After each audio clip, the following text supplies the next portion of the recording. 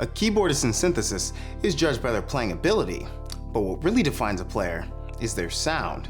While anyone can buy said synth, the true sculpting of a player's sound can often be narrowed down to one thing: their effects. Enter the pedalboard. Often overlooked by modern players with the advent of keyboard workstations and unlimited onboard effects, your pedalboard is unique to you. Each piece becomes an integral part of the complete puzzle, helping you to reach your true sonic expression. Think about it: Stevie Wonder's Hohner clavinet on Higher Ground through the Mootron 3, or Daft Punk's Juno 106 through the Boss MT2 on Rollin' and Scratchin'. The instrument may have made the sound, but the effects made the song. In this two-part series, I'll tour my pedalboard and show you my effects of choice, and in part 2 I'll show you how I utilize them in my own compositions and live performances. So let's get started. Up first is the Digitech Polara, a digital reverb pedal that is the bookend of my effects chain. This was actually the last pedal I added to the board. Reverb is something that some of us are very particular about.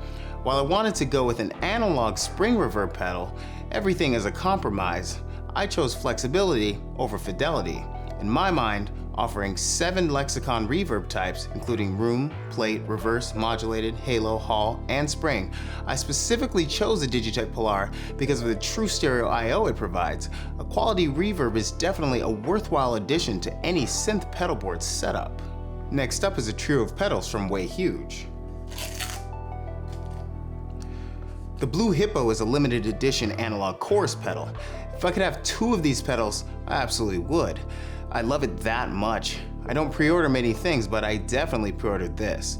This pedal is lush. You can create very cool organ tones when used just so, or hit the vibe switch to add some thick vibrato. After the next pedal coming up, this is the one I engage when I'm in the mood to just mess around. The workhorse of my pedalboard. When I don't feel like a full-on reverb is needed, I turn to my first love, Puss. The Way Huge Super Puss. This is an analog delay pedal with 6 Brucket Brigade chips, offering some fantastic features including tap tempo, a trippy chase mode, and gain for those truly grimy delay tails. If you're looking for a first pedal and you really want to take your synth into the next sonic stratosphere, look no further than the Super Puss. While its little brother the Aquapus can offer a similar sound, the Super Puss is much more full-featured. Turning it on immediately adds that thing your patches have been waiting for. The Green Rhino. Every pedalboard needs a useful overdrive pedal, and for the money, the Green Rhino definitely delivers. The 100Hz EQ knob is super useful when you want to give your synth bass the boost it needs. Use the tone knob to further shape your sound, thin out the mids, or crank up the drive knob to really take your lead line to the next level. The dynamic duo of Moogerfooger.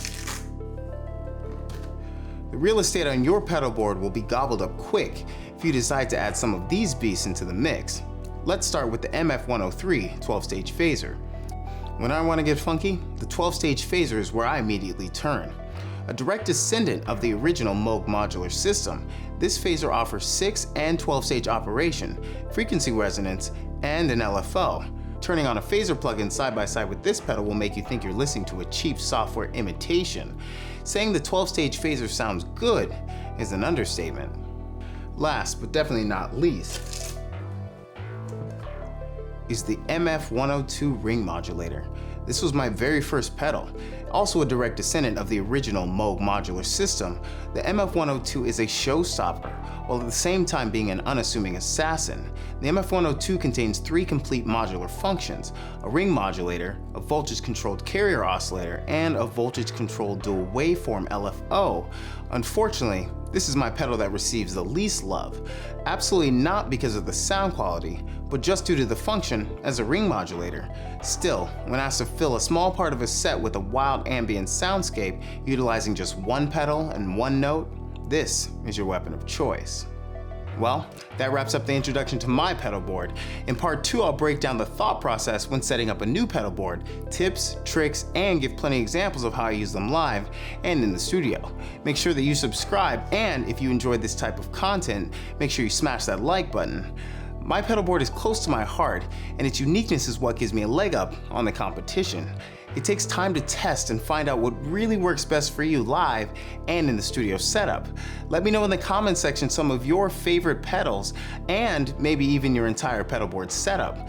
Thanks again for tuning in, guys. I'll see you in the next one.